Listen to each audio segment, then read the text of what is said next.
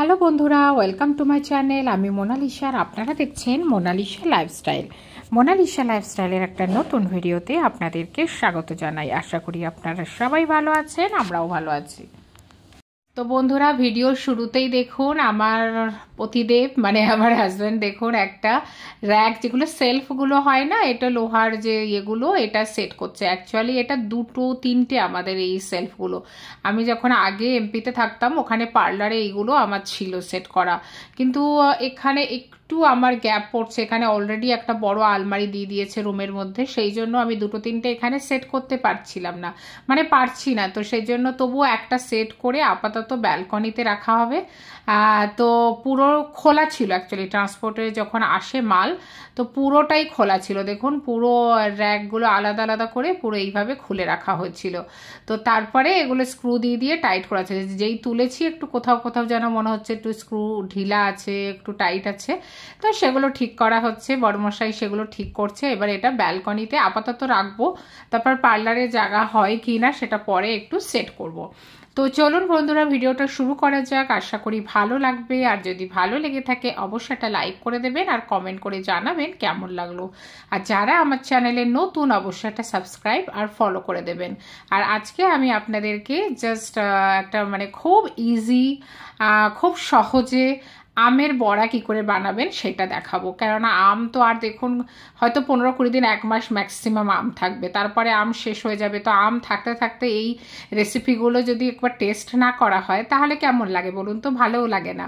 তো অবশ্যই কিন্তু আমের এই আম বড়া রেসিপিটা ট্রাই করবেন, কেননা ভীষণ টেস্টি, ভীষণ ভালো হয়। তো চলুন ভিডিওটা স্টার্ট করা যাক, আর আমের বড়াটাও কেমন হয় দেখুন। আর বন্ধুরা দেখুন, এইটা কিন্তু মানে বাইরে রেখেছি, ব্যালকনিতে আপাতত সেট করে দিচ্ছি, তারপরে পরে সেট ফেট করার পরে পরের ভিডিওতে আপনাদেরকে দেখাবো। তো আপাতত রাখলাম। তো চলুন এবার আমের বড়া বানাবো। তো দেখুন এই আমগুলো, অনেক আম এনেছি, আপনারা তো দেখেইছেন। তো ভালো ভালো আম তো সব খাওয়া হচ্ছে, কিছু কিছু আম যেমন থেকে গেলে আমগুলো যেমন কালো হয়ে যাচ্ছে, ভিতরে ভালো কিন্তু বাইরে হয়তো কালো হয়ে যাচ্ছে। অনেকদিন ফ্রিজে রাখলে যেটা হয় না, ফ্রিজে রেখে রেখে শুকিয়ে যাচ্ছে। তো সেই জন্য পাকা, সবই আম পাকা, কোনোটা হিমসাগর, কোনোটা ল্যাংড়া আম, ফজলি আম, এরকম আর কি। তো সব আমের পাল্পগুলো দেখুন আমি বের করে নিয়েছি। বের করাটা দেখালাম না, কেননা ভিডিওটা অনেক লেন্দি হয়ে যায়। তো দেখুন পুরো ছাল ছাড়িয়ে আপনারাও পুরো আমের পাল্পগুলো বের করে নেবেন। করার পরে দেখুন আমি মিক্সিতে জাস্ট ঘুরিয়ে নিচ্ছি, যেগুলো আমার জুসার গ্রাইন্ডারে ঘুরিয়ে নিচ্ছি, আপনারা চাইলে মিক্সিতে ঘুরিয়ে নেবেন, নিলে কি একদম স্মুথ হয়ে যাবে। তো দেখুন ঘোরানো হয়ে গেছে। এবার এটা অনেকটা পাল্প, কিন্তু আমি আরও 2-3টে আম নিয়েছিলাম পরে, তো সব পাল্পগুলো আমি দেব না, কিছুটা পাল্প দিয়ে আজকে রেসিপিটা বানাবো, আর কিছুটা পরে আরেকদিন কিছু বানাবো। আপাতত আমি এখন অল্প কিছু এতে বানিয়ে মানে অর্ধেক নেব, অর্ধেক এতে নিয়ে আর অর্ধেক আমি ফ্রিজে রেখে দেবো, কেননা অনেকটা পাল্প। তো সেটা হয় আম জুস বানাবো বা আমের জ্যাম বানাবো, হয়তো আমের জ্যামও বানাতে পারি। তো দেখি। তো দেখুন প্রথমেই দিলাম আমি মোটামুটি 1 বাটি মতো সুজি আর 1 বাটি মতো ময়দা দিলাম, আর দেখুন চিনি দিয়ে দিলাম। আমি অ্যাকচুয়ালি খুব একটা মেজারমেন্ট কম করি, তবে আপনারা সুজি ময়দা সেম দিতে পারেন। এই রেসিপিটিতে কিন্তু সুজি অনেকটা হলেও খারাপ লাগে না, বেশ ভালোই লাগে। তারপরে এবার দেখুন চিনি দিয়েও ভালো করে মিশিয়ে নিলাম। এবার যে আমের পাল্পটা বানিয়ে রেখেছি সেইটা এবার আমি অল্প অল্প করে করে দিয়ে দেবো। অল্প অল্প মানে প্রায় অর্ধেক নেব আমি, মানে যতটা নেব বেশ টেস্ট হবে। আমের একটা ফ্লেভারটা তো থাকা দরকার, নাহলে কি করে ভাল লাগবে বলুন? তো সেজন্য এবার পুরোটা তো হবে না, তো একটু দুধও নেব। আর দেখুন দুধের উপরে যে মালাইটা ছিল না, মানে দুধের শটটা, সেটাও আমি নিয়ে নিলাম, কেননা ওটাও একটা টেস্টি হবে। গুঁড়ো দুধও দিতে পারেন, এতে গুঁড়ো দুধ দিলেও না আরও টেস্টি হবে। আমি আর গুঁড়ো দুধ দিলাম না, ওটা দিয়েই বানালাম। তো দেখুন এবার আমি ভালো করে এটা একদম ভালো করে ফেটাবো। এটা যতটা ভালো ফেটাবেন তত কিন্তু ব্যাটারটা ভালো হবে আর ততটা টেস্ট হবে। খুবই ভালো করে ফেটাতে হবে, মানে একদম কোনো যেন দানা দানা না থাকে। দেখুন আমি একদম ভালো করে ফেটিয়ে নিয়েছি, আর একটু ফেটাতে হবে। এবার দেখুন হাতে একটু মৌরি নিয়ে নিচ্ছি, মৌরি নিয়ে ব্যাস সামান্য একটু ক্রাশ করে দিয়ে দিলাম। আপনারা নর্মাল ভাবেও দিতে পারেন, মানে যার যেটা টেস্ট। আমার এই মৌরির টেস্টটা ভাল লাগে, আপনারা চাইলে নাও দিতে পারেন। আর একটু নুন দিয়ে দিলাম। নুন না দিলে ঠিক আমাদের বাঙালিদের মিষ্টি হোক আর ঝাল হোক আর যাই হোক ঠিক টেস্ট আসে না, তাই না? তো একটু নুন দিয়ে দিলাম, খুব সামান্য। এবার দেখুন খুব ভালো করে ব্যাটারটা ফেটিয়ে আমি 15 মিনিট রেখে দিয়েছিলাম যাতে একটু সেট হয়ে যায়, সুজিটা ফুলে যায়। তো আমার মনে হচ্ছে আরেকটু হয়তো টাইট করতে হতো। আমি ভেবেছিলাম সুজিটা ফুলে গেলে হয়তো আরও মানে শুকিয়ে যাবে। তো একটু যখন মানে মনে হলো যে পরে একটু হয়তো একটু টাইট করতে হতো, কিন্তু আমি আর টাইট করলাম না, একটু ময়দা দিলে হয়ে যেত। আপনারা একটু টাইট করবেন, কিন্তু কোনো অসুবিধা হয়নি, আমার কিন্তু দারুণ হয়েছে। এবার দেখুন একটু নারকেল কুড়ে দিলাম। নারকেল কোড়াটা জাস্ট আমার মনে হলো একটু দিলে বেশি ভাল লাগবে, কেননা মুখে একটু নারকেল পড়লে না মানে খুবই ভাল লাগে। আর তালের বড়াতে তো দেখেইছেন, তালের বড়াতেও একটু নারকেল দেয়, কিন্তু তালের বড়া কোনো তালের বড়া দেখবেন একটু তিতু তিতু ভাব লাগে, তাই না?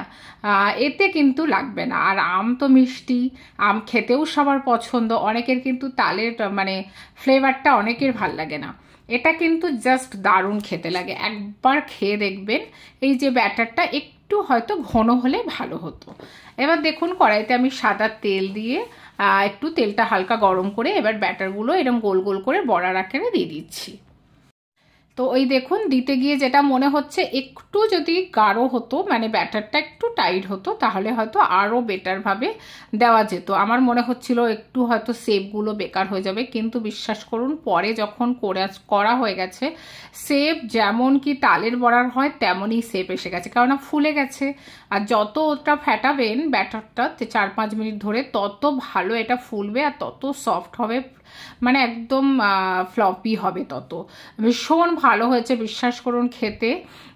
তো আপনারা মিডিয়াম ফ্লেমেই ভাজবেন, বেশি হাই ফ্লেমে করলে কিন্তু তাড়াতাড়ি উপরটা লাল হয়ে যাবে, ভেতরটা কিন্তু কাঁচা থেকে যাবে। তো সেই জন্য একটু মিডিয়াম মানে লো টু মিডিয়াম ফ্লেমে ভাজবেন, ভেজে ধীরে ধীরে মানে যাতে একদম ভিতরটা হয়।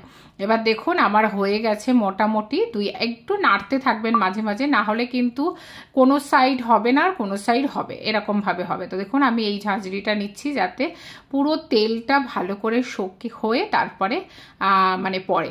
তো আমি একটু লাল লাল করে ভাজছি, কেননা একটু মুচমুচে টাইপের আমাদের বেশি ভাল লাগে। আমার ছেলের তো খুব ভাল লাগে মা মুচমুচে টাইপের, কিন্তু ও কিন্তু তালের বড়া খায় না, ওর নাকি তালের বড়া একদমই পছন্দ না, মানে তালের কাঁচা তাল শাঁস খায় কিন্তু তালের বড়া দিয়ে কোনো কিছুই খায় না। আর ওর এই আমের বড়া ভীষণ ভাল লেগেছে। তো দেখুন আরও একবার আমি মানে দিয়ে দিচ্ছি, কিন্তু পুরোটা আর দেখাচ্ছি না, কেননা ভিডিওটা অনেক লেন্দি হয়ে যায়। আপনারা বুঝেই গেছেন যে কি করে কি করতে হবে আর কি করে কি করতে হবে না।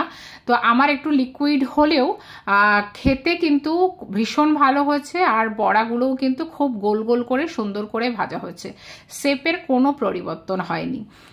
তো বুঝতেই পাচ্ছেন বন্ধুরা কতটা ভালো আমের বড়া হচ্ছে, আর খেতেও জাস্ট ওয়াও হয়েছে, অসাম হচ্ছে। আপনারা অবশ্যই বাড়িতে একবার ট্রাই করবেন, কেননা আমের সিজন চলে গেলে কিন্তু আর এটা খেতে পারবেন না, মিস করবেন।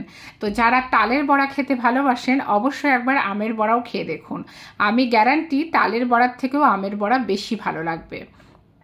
এবার দেখুন আমার ছেলে খাচ্ছে, ও বসে বসে ঠ্যাঙের উপর ঠ্যাং তুলে খাচ্ছে, খুব ভাল লেগেছে ওর, নাকি খুব ভাল লেগেছে। দেখুন ও সুন্দর করে করে এক বাটি নিয়ে বসেছিল, আর দেখুন এতটা হয়েছে, আর আমি আর ও খাচ্ছিলাম মাঝে মাঝেই। তো যাই হোক বন্ধুরা, আশা করি ভিডিওটা ভালো লেগেছে। যদি ভালো লেগে থাকে অবশ্যই একটা লাইক করে দেবেন আর কমেন্ট করে জানাবেন কেমন লাগলো। আর যারা আমার চ্যানেলে নতুন অবশ্যই একটা সাবস্ক্রাইব আর ফলো করে দেবেন। উপরটা কিন্তু বেশ মুচমুচে একটু লেয়ার, কিন্তু ভিতরটা সফট, মানে সেইভাবেই আমি ভেজেছি, আর কি সুন্দর দেখতে হয়েছে না দেখুন। তো অবশ্যই বাড়িতে ট্রাই করুন, খুব ভালো লাগবে। চলুন আজকের মতো টাটা, বাই বাই।